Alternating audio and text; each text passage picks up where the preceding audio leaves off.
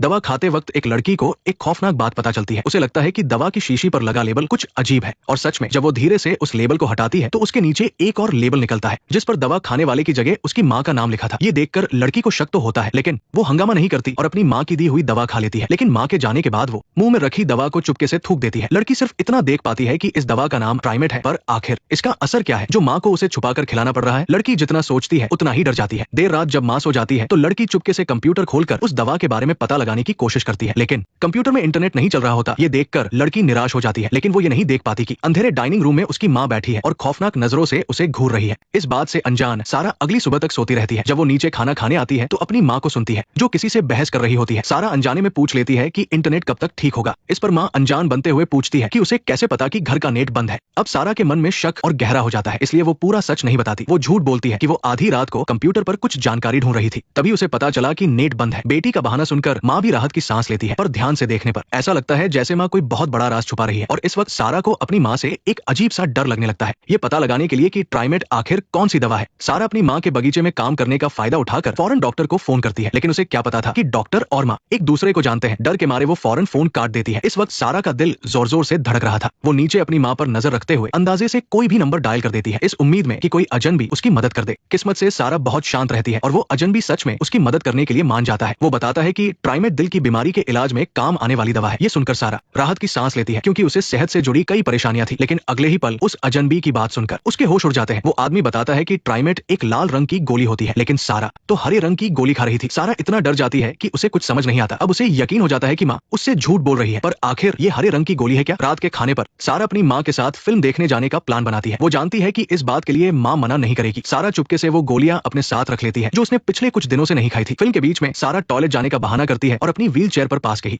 दवा की दुकान पर चली जाती है। वहाँ फार्मासिस्ट उस गोली को देखते ही पहचान लेता है कि ये इंसानों के लिए नहीं बल्कि कुत्तों के खाने वाली लिडोकेन है। ये सुनकर सारा का दिल बैठ जाता है, क्योंकि बचपन से लेकर आज तक उनके घर में कभी कोई कुत्ता पला ही नहीं था। सारा शांत रहने की कोशिश करते हुए फार्मासिस्ट से पूछती है कि अगर कोई इंसान इसे खा ले तो क्या होगा? फार्मासिस्ट जवाब देता है कि इसे खाने पर इंसान के पैरों की नसें सुन्न हो जाएंगी। जवाब सुनकर सारा का दिमाग सुन पड़ जाता है और वो खौफ से भर जाती है। लेकिन तभी कुछ गड़बड़ महसूस होने पर माँ वहाँ आ जाती है। अपनी चोरी पकड़े जाने पर वो सीधा सारा को एक इंजेक्शन लगा देती है। अगले ही पल सारा बेहोश हो जाती है। जब वो दोबारा अपनी आंखें खोलती है तो खुद को अपने कमरे में पाती है, लेकिन माँ ने दरवाजा बाहर से बंद कर दिया था। शुरुआत में सारा अपनी माँ से ठीक से बात करना चाहती थी, लेकिन वो नहीं जानती थी कि उसकी माँ की असलियत उसकी सोच से कहीं ज्यादा खतरनाक है। जब उसे कोई जवाब नहीं मिलता तो सारा को पता चलता है कि माँ घर पर है ही नहीं। वो देखती है कि जो घर पहले इतना प्यारा था अब एक डरावनी जगह बन चुका है। सारा किसी भी हाल में वहाँ से भागना चाहती है। वो खिड़की खोलकर अपनी माँ के कमरे की दूरी देखती है और उसके दिमाग में एक प्लान आता है। वो जल्दी जल्दी सारा खाना खा लेती है ताकि कमजोरी से बेहोश न हो जाए। इसके बाद वो 3 मीटर लंबी बिजली की तार निकालकर अपने शरीर पर बांध लेती है। आखिर में वो अपने मुंह में गर्म पानी भर लेती है और खिड़की से बाहर निकल जाती है। वो नीचे देखने की हिम्मत नहीं कर पाती और सिर्फ अपने हाथों के सहारे आगे बढ़ती रहती है। उसे माँ के घर आने से पहले ही भागना होगा। जल्द ही वो माँ के कमरे की खिड़की तक पहुंच जाती है। वो एक नुकीली चीज निकालकर खिड़की पर दरारें बनाती है और फिर मुंह में भरा गर्म पानी उस पर थूक देती है। तापमान में अचानक आए बदलाव की वजह से खिड़की का शीशा टूट जाता है। सारा आखिरकार अंदर पहुंच जाती है, लेकिन जैसे ही वो राहत की सांस लेती है उसे अस्थमा का अटैक आ जाता है। वो किसी तरह हांफते हुए कमरे में आगे बढ़ती है। आखिर में दम घुटने से ठीक पहले उसे अपनी दवा मिल जाती है। ठीक होने के बाद सारा व्हील चेयर पर बैठती है और वहां से निकलने की तैयारी करती है, लेकिन सीढ़ियों पर लगी ऑटोमेटिक कुर्सी का तार माँ ने पहले ही काट दिया था। सारा के पास सोचने का वक्त नहीं था। वो व्हील चेयर समेत सीधे सीढ़ियों से नीचे गिर जाती है। कुछ देर तक उठ न पाने की हालत में सारा सोचती है कि यहाँ से भागना मुश्किल नहीं है, बस अपनी जान की बाजी लगानी होगी। लेकिन तभी सारा अचानक कुछ महसूस करती है। वो देखती है कि उसके पैर की उंगलियां हिल रही है। कहीं ऐसा तो नहीं कि ये पिछले कुछ दिनों से दवा न खाने का असर है? क्या ये हो सकता है कि उसकी टांगे असल में शुरू से ही ठीक थी? ये सोचकर सारा और भी डर जाती है। वो अपनी पूरी ताकत लगाकर व्हील चेयर पर बैठती है और फौरन घर से निकल जाती है। किस्मत से रास्ते में उसे एक अच्छा पड़ोसी मिल जाता है। वो उसे बताती है कि कैसे उसकी माँ उसे नुकसान पहुंचा रही थी, जिसके बाद वो पड़ोसी उसे ले जाने के लिए तैयार हो जाता है। लेकिन तभी माँ गाड़ी से वापस आ जाती है। पड़ोसी फौरन माँ को सारा के पास आने से रोकता है, मगर माँ झूठ बोलने में बहुत माहिर थी। वो झूठ बोलती है कि सारा की नई दवाइयां शुरू हुई है, जिससे आजकल वो दिमागी तौर पर ठीक नहीं है। पर पड़ोसी उसकी बात पर पूरी तरह यकीन नहीं करता और सीधा सारा से पूछता है कि वो पुलिस स्टेशन जाना चाहती है या घर वापस। सारा बिना झिझके पुलिस स्टेशन जाने का फैसला करती है, लेकिन वो नहीं जानती थी कि माँ उसे कभी खुद से दूर नहीं जाने देगी। माँ सीधा उसकी गर्दन पर एक और इंजेक्शन लगा देती है। सारा एक बार फिर पकड़ ली जाती है। इस बार जब सारा होश में आती है तो खुद को अपने घर के बेसमेंट में पाती है। ऐसा लगता है जैसे माँ अक्सर यही रहती थी। तभी सारा को एक फाइल दिखती है जिसके अंदर वाशिंगटन यूनिवर्सिटी का एडमिशन लेटर होता है। ये देखकर सारा का दिल टूट जाता है। भले ही वो बचपन से चल नहीं सकती थी, उसे ज्ञान तो बहुत था और उसकी सबसे बड़ी ख्वाहिश यूनिवर्सिटी जाने की थी, लेकिन एडमिशन का रिजल्ट उसकी माँ ने उसे देखने ही नहीं दिया। बस ये कह दिया कि उसका एडमिशन नहीं हुआ। ऐना ये सुनकर लंबे समय तक निराश रही, पर उसे क्या पता था कि उसका एडमिशन वाशिंगटन यूनिवर्सिटी में हो चुका था। ये तो उसकी माँ थी जो उसे धोखा दे रही थी। माँ ने सिर्फ एडमिशन का ही झूठ नहीं बोला था, बल्कि ऐना के दोनों पैर भी उसी की वजह से पैरालाइज थे। अपने साथ ऐसा बर्ताव होते देख एना को समझ नहीं आ रहा था कि क्या सच में कोई ऐसा अपनी सगी बेटी के साथ कर सकता है। तभी एना की नजर अलमारी के ऊपर रखे एक बक्से पर पड़ी। उसके मन ने कहा कि इसके अंदर उसे अपने सवालों का जवाब जरूर मिलेगा। उसने अपनी पूरी ताकत लगाकर उस बक्से को उतार लिया। बक्से के अंदर कई सारे कागज थे। सबसे पहला कागज उसी का डेथ सर्टिफिकेट था, जिस पर उम्र सिर्फ 2 घंटे लिखी थी, यानी जन्म के तुरंत बाद ही उसकी मौत हो गई थी, पर वो तो जिंदा थी। उसने और कागज देखे तो उसे सालों पुरानी एक अखबार की कटिंग मिली। खबर में लिखा था कि एक कपल की नवजात बेटी अस्पताल से चोरी हो गई थी और चोर का कभी पता नहीं चल पाया। सच्चाई जानकर एना फूट फूट कर रोने लगी। अब उसे समझ आया कि वो उस औरत की सगी बेटी क्यों नहीं है। असल में सालों पहले उसकी माँ का अपना बच्चा पैदा होते ही मर गया था। वो ये सदमा बर्दाश्त नहीं कर पाई और उसने अस्पताल से एक बच्ची को चुरा लिया, और वो बच्ची एना ही थी। माँ होने की पहचान ने उस औरत को पागल कर दिया था। उसे डर लगने लगा कि एना उसे छोड़कर चली जाएगी, इसलिए सालों तक उसने एना को अपनी नजरों के सामने कैद रखा। यहाँ तक कि उसने एना की सेहत की भी परवाह नहीं की। वो उसे बीमार रखती थी और साथ ही माँ के प्यार का नाटक करके उसका इलाज भी करती थी। सच्चाई जानकर एना को कुछ समझ नहीं आ रहा था। तभी उसकी माँ वापस आ गई। एना के सवालों का माँ पर कोई असर नहीं हुआ। उसे कोई पछतावा नहीं था। वो बस एना को दिलासा दे रही थी, माँ तुम्हारा बुरा नहीं चाहेगी, माँ जो भी कर रही है तुम्हारे भले के लिए कर रही है। पर एना पर इसका कोई असर नहीं हुआ। ये देखकर माँ ने एक खतरनाक कदम उठाने का फैसला किया। उसने एक मशीन निकाली और उसमें तरह तरह की दवाइयाँ मिलाने लगी ताकि वो एना को जिंदगी भर के लिए पैरालाइज कर सके। एना बुरी तरह डर गई थी। उसे लग रहा था कि उसकी माँ पागल हो गई है। वो फौरन एक छोटे कमरे में घुस गई और दरवाजा अंदर से बंद कर लिया। इस वक्त एना पूरी तरह से निराश हो चुकी थी। उसे दीवार पर रखी एक जहरीली दवा दिखी और उसने उसे एक ही घूंट में पी लिया। किस्मत से माँ ने दूसरी चाबी से दरवाजा खोल लिया और एना को बचा लिया। उसे फौरन अस्पताल ले जाया गया, जहाँ पेट साफ होने के बाद उसकी जान बच गई। यहाँ भी माँ ने झूठ बोलना शुरू कर दिया। उसने कहा कि एना टीनेज डिप्रेशन की वजह से अपनी जान देना चाहती थी। इस बात से डॉक्टर तो झांसे में आ गए, लेकिन एना को भी एक खतरनाक मरीज मान लिया गया और जब तक वो खतरे से बाहर नहीं आ जाती किसी को भी उससे मिलने की इजाजत नहीं थी। अपनी खौफनाक माँ को देखकर एना डॉक्टर से मदद मांगना चाहती थी, पर उसके हाथ काम नहीं कर रहे थे। तभी अस्पताल में एक इमरजेंसी केस आया और सभी डॉक्टर चले गए। माँ ने मौके का फायदा उठाकर एना को वहाँ से ले जाने की कोशिश की, पर जब वो लिफ्ट के पास पहुंची तो सारी लिफ्ट खराब थी। इसलिए माँ एना को व्हीलचेयर से रैंप वाले रास्ते से ले जाने लगी, लेकिन जीने की जबरदस्त इच्छा के चलते एना ने अपनी पूरी ताकत से अपने पैर के अंगूठे को व्हीलचेयर के पहिए में अड़ा दिया, जिससे माँ को रुकना पड़ा। उधर डॉक्टर जब कमरे में वापस आए तो उन्होंने वहाँ खून देखा। उन्हें फौरन कुछ गड़बड़ लगी और उन्होंने तुरंत गार्ड्स को खबर करके माँ को समय पर रोक लिया।